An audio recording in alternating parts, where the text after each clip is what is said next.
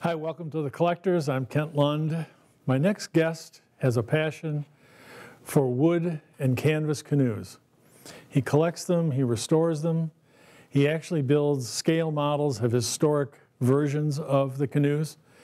And we're going to do 3 shows. There's a lot to talk about and a lot to understand about how he builds these canoes. So let's welcome craftsman Chris Pearson to The Collectors.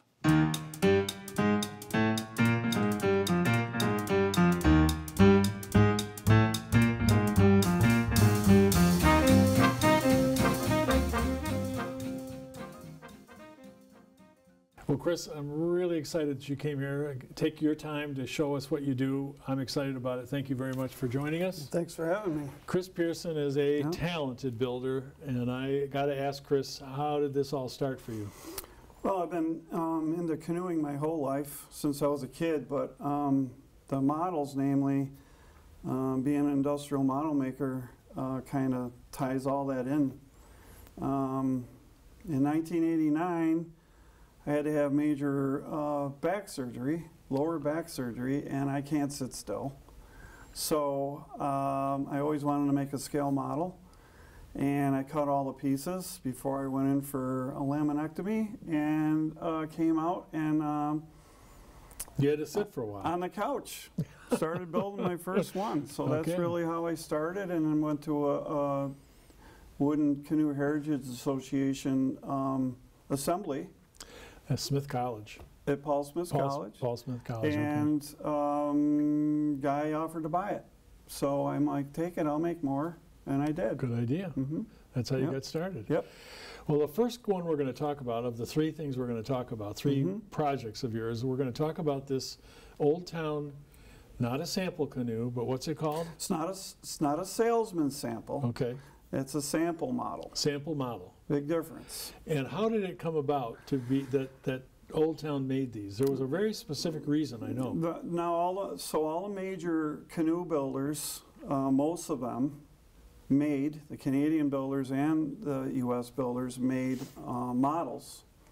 I can't speak for every single company, but I know the major players made these models for their distributors. Okay. If you, as a distributor, you ordered a train car full of canoes, full-size canoes, Old Town in particular would offer a 4-foot model. So a distributor might have a hardware store in a small town in North America somewhere. He orders a boxcar full. Yep. This is built exactly the way the actual canoe's built. Yep. They would send this to him, and he or she could have it on display. Right. To sell their canoes. Right. What a cool idea. The other part of it is if you order 2 boxcar loads, you get 2 4-foot models or an 8-foot model. Wow. And that's how they did it. I bet. Have you ever seen an 8-foot model? I actually had the pleasure of restoring a Carlton canoe, 8-foot Carlton canoe that took a ender from a ceiling that was hung with fish line. Fish line rotted, took an ender right into the concrete floor, and there's only one. It was one of 2 ever found. Wow. So that was a real. Put the patina back on it, and like it was never. That's a nice project. It was fun. A really nice project. So this one we have in front of us, and we got pictures. We're going to talk about the pictures. You restored this one. I did. And this first picture we've got up here on the screen is the beginning of how it arrived on your bench, right? Your workbench. Yeah, and a little bit about the background with those is the only way I could afford one of these sample models is to buy a basket case and fix it up, because at auction, with all the original lettering on the side, the provenance. An absolute original piece goes for what? And no matter what condition, anywhere from $8,000 all the way up to $35,000 a piece. And that's not a model maker's income.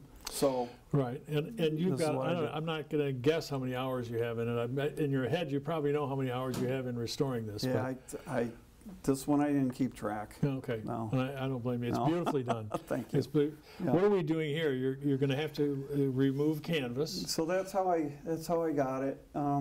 the gunnels were sunk down into the hull, the end was smashed, and that's not the original canvas on the Canoe. The problem with these sample models is a lot of them ended up in families with children, and they played with them. Because the distributor took it home at some point? Yes. Okay. And they played with them. Yeah. And that's probably what happened with this model. Okay. I lost a lot of the provenance on this model by all the advertising left with the original canvas. So, got it. I understand. long gone. I understand. Yeah. Now we're looking at the interior, correct? Some more damage. The in-whale was broken, so there's a little bit of repair going on there. Now you have to find a wood that matches the original wood. Was it cedar back then, even in these? Yeah, the hull was all cedar, and actually the gunnel caps, they call these caps. Okay. Outer caps and top rail caps were spruce. Okay. So that's a little spruce. harder wood too. Harder, stronger. Yeah. Okay. Mm-hmm. Now we're doing is that partially finished now? So what I'm going through right there is cleaning the boat, cleaning it, getting all. This is a very early sample model, very early. This is 1907 and 1908. Closed gunnel canoes were the earliest examples. And this is a very, very early sample model. That's the other reason why I wanted it. Yeah, it's a beauty so too. that's what, 100 and some years, 120 almost years of, how many years is it? It's a long time. It's a long time. I'm cleaning it and surveying it now, there. do you use any special chemicals to clean? No, I use Murphy's oil soap. Oh, okay. Gentle cleaning on it Okay. to see what I had to work with. Okay. That is a little trick, model maker's trick. Since these things are all symmetrical, I had a series of broken ribs on one side of the canoe, so I went to the good side of the canoe, made a cast off it with a block and a Bondo, Oh. and then I went to the other side of the canoe and I did a backside rib repair on the rib, and as that rib was being glued, it's secured to that block. Now, on the original canoes, did they use something called a clinch nail? They did. Okay, Yep. so is there miniature clinch nails here? Yes, those are tiny clinch tacks. Can you find them for your restoration, or do you have to make those? I used super glue and standard wood glue, and I didn't need to use any tacks. So I was lucky. I had some available, but I didn't use them on this. No. Well, it's artist license. You can do that. Yep. So there's the other side we were just talking about. Yep. There's a series of broken ribs, and I'm repairing all of them. And you're basically doing it with pressure. You're not like at this point steaming anything or anything. No. You're just pulling pressure on it. No. Okay. Gently caressing them back to where they belonged. It was very important on this model for me to maintain as much originality to the piece as I possibly could. And that was my original goal. patina. That's important. Yep. Okay. Especially in a restoration like this. Very important. And is this on your bench now? That's on my bench. That's just another shot of the repairing the ribs, the cracked ribs. That's the smash gunnel, and what you're looking at there is a groove in the gunnel with a popsicle stick. I use craft sticks because they're made out of birch and they're strong, and in a model that's perfect. So glued that in, and then I sand it off, and it's back to. I'm sure you find yourself using all kinds of odd things to solve your problems when you're doing something like this. Anything works, right? There's the spline, there's the craft stick, sanded off and faired, ready to reapply the top rail, the top cap. I got it, so that looks great. Rail cap. So this rail and this top cap, it's enclosed. That makes it the early model. Yeah, if you could see the ends of the ribs. That's an open gunnel. That's an open gunnel, okay. Yes. Mm-hmm. And now the finishes, now this Fabric. is really interesting now. Yep. The original canoes were Yep. actually covered, the big size canoe was covered with canvas. Yes, correct. Now the models originally were covered with waxed, I think it was waxed cloth. Okay, It wasn't full-on canvas. It was thinner, to scale. okay. Oil, couldn't might work have been with- oil called oilcloth. I'm not I've really heard of oilcloth, quite sure. sure. Yeah. This is my interpretation is double knit polyester works really Which well. I'm fascinated by works that well. because I was trying to figure out how you did this without all kinds of creases and wrinkles. Yep, And that's a perfect example of how to solve that problem. That's great. works wonderful. Go to the fabric store, get some double knit polyester, Mhm. and ladies at the fabric store Are wondering what you're doing with yeah, it? they ask me, and I tell them, and they get a kick out of that. So that's kind of a neat photo of the spruce rails. Those are boiled to get Soften them up to curve them? Yep, put in the right Okay. shape. Yep. Well, I want to go back to that canvas for a minute. The original canoes were, they actually put a sealer, filler, Yes. on the canvas to fill the pores. Mhm. Well, this looks like perfectly in scale, but you didn't do that. You didn't fill it with that. How did you fill it to make Right, it send look out, like this? Send out epoxy and absorbs into the cloth. Okay. And then, it gets primed and then layers of paint and sanded in between coats. Do you Yeah. use a particular sanding filler, primer?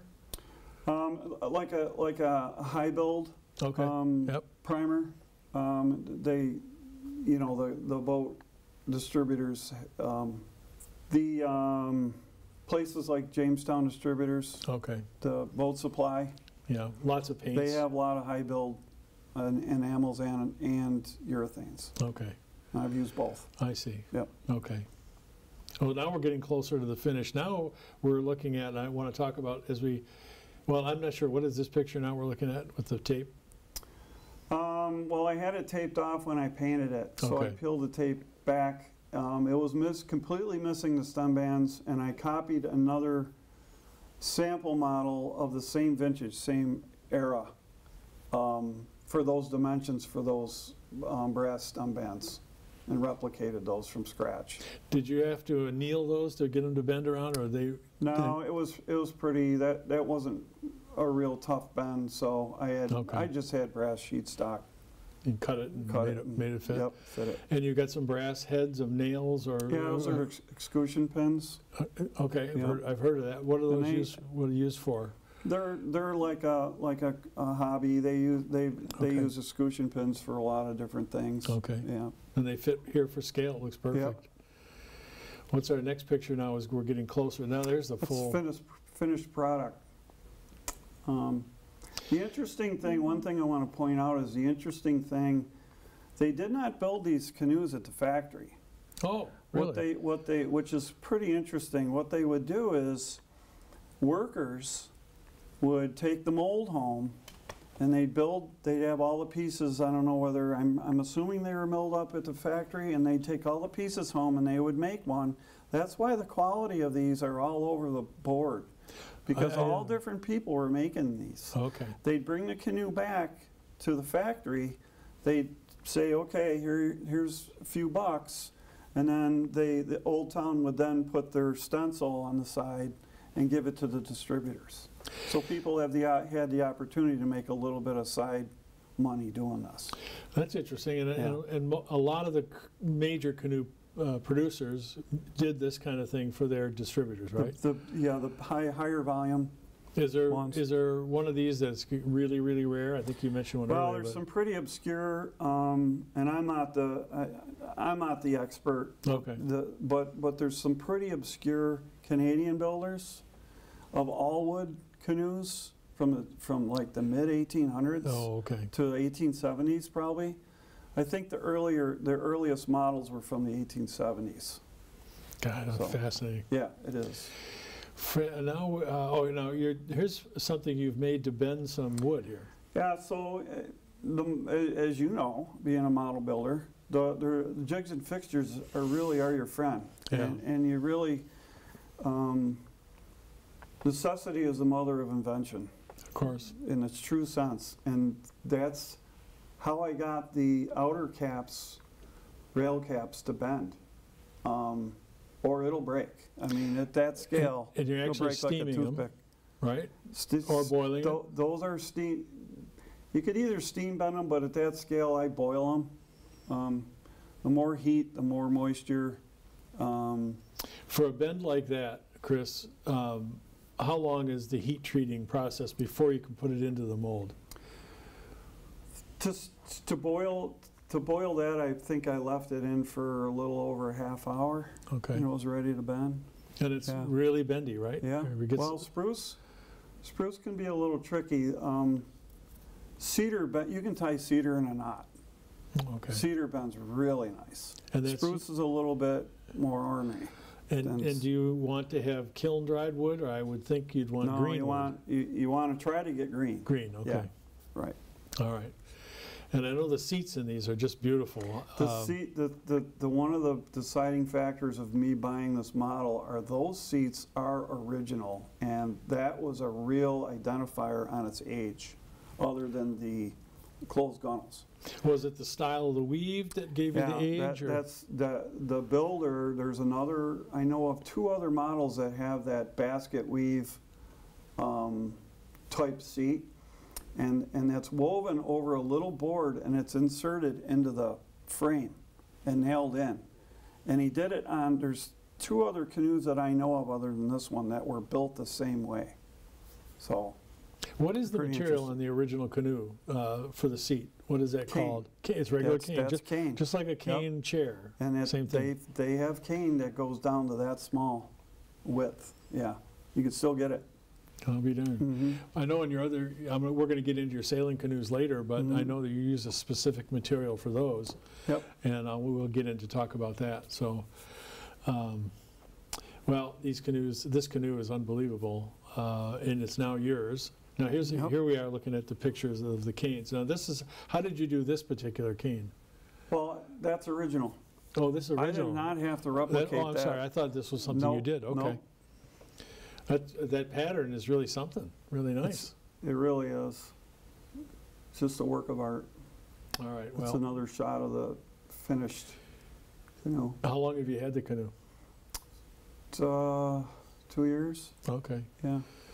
And the person who Yeah. sold it to you, have they seen it since it's been restored? Yes. And Yeah, I got it from a gentleman in Connecticut, and it was up to him whether he wanted me to pay me to restore it or he just wanted to let it go. All right. And I had the opportunity to purchase it, and lucky me.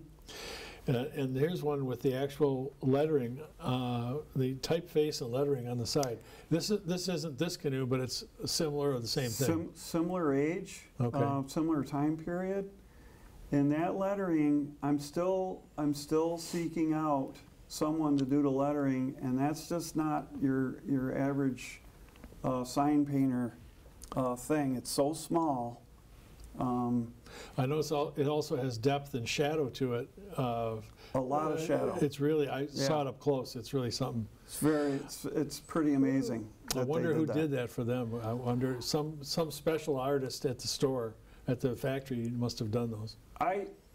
There's speculation on exactly how they did this, whether it was pad printed or whether it was a rub-on transfer.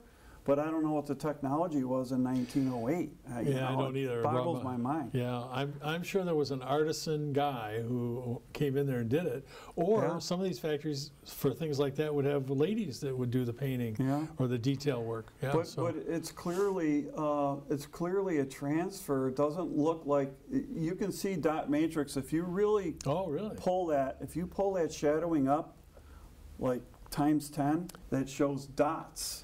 And I'm like, that's printed. Yeah, that's printed. That's not hand. That's original printing. Sure. So I still have not solved that part of the restoration, that puzzle. I definitely want to have that done on the side of my canoe. Yeah, it makes it absolutely complete then. It does. Yeah. So now, do you display these canoes in your home somewhere? I do. I have a wall of fame. with all my models. I don't even own all models, different styles, types that I've made. There's just not enough time in the day. Right. So. And I know these take a lot of hours of tedious work, and you seem to enjoy it and do a great job at it. Yeah, so. I love it. Well, the next thing we're going to talk about is the Old Town motorboat. Yeah. So we'll in our next episode, we're going to talk about the Old Town motorboat, canvas-covered wood motorboat. Thanks for watching The Collectors. Hi, my name's Kent Lund. I hope you enjoyed my show called The Collectors. If you'd like to see more content on Chris Pearson, please take a look at the next 2 shows. Thanks.